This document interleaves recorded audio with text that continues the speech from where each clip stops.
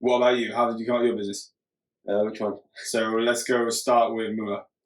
I don't know. Well, I was always going to different cities and having desserts, and Bristol didn't have any dessert place.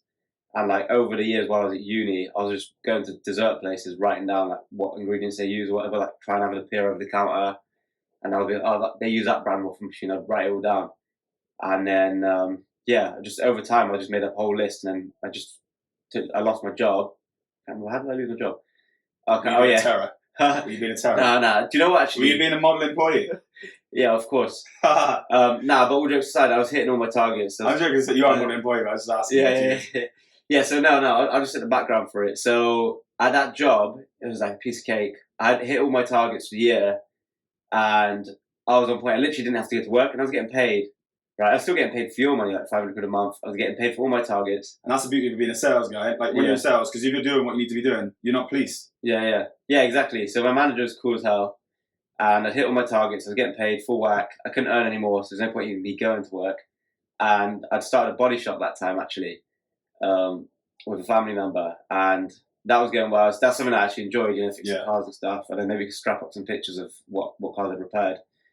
Putting body kits on cars, wheels, all that stuff. Anyway, that went well. It didn't go south. It just didn't work out. And then I was kind of sat there, and I got a call from my work, like a FaceTime call.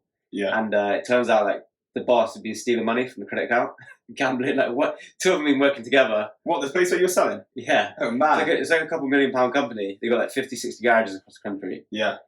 And so the main guy was actually stealing money, and he'd emptied out the company credit card for gambling, and then the other director was using it to pay like household bills, going shopping with it, and paying his mortgage with it. So they completely broke the company out. And everyone got to see all the dirty stuff that they were doing. Oh yeah, there was mad stuff going on. Yeah, they were using it on stuff they shouldn't have done. So anyway, I lost that job, and I was kind of like, me, I can't sit still. Yeah. So then I was looking around, like, let me start this dessert dream that I've always got. And then I looked around, found a lease, kind of didn't know what I was doing. I had some money, but I don't know if you know the story behind it. I bought that Patronus limited edition one. Yeah. With my friend, it was 1 of 30, 1 of 15 in England, the A45 Patronus edition. And obviously, I lent to my friend on his birthday. He's going to buy it off me anyway, pay me half. And he crashed, died. So then I was stuck in a situation where I didn't have money to complete the shop. So then I kind of just, did whatever I had to do, made the money, started the shop up kind of half-assed. And it was ticking over, we're barely turning over, rent, bills, whatever. And then it kind of picked up. And then one day we just decided, we're going to go to Deliveroo. And that's when we started making mega money, like we were like 4.4 out of 5, or what was it, 4.8 out of 5 at one point, I can't remember. We were having Casper's, Creams, all the other dessert places you can think of. We were like the highest rated dessert place on there, and we weren't even ready for like the flow of people coming in, like Deliveroo, sorry. We'd have like riders queued up. I probably got some clips actually, I'll probably send you. I've got a video of a Deliveroo driver falling asleep in the front of the shop. He's waiting so long. Like it was such manic. We had delivery drivers waiting. The phone was ringing. Like one day, I had like 70 missed calls because we were like so 70 missed calls from Deliveroo? No, from customers. Yeah, we were so behind on deliveries. It's crazy. It really took off.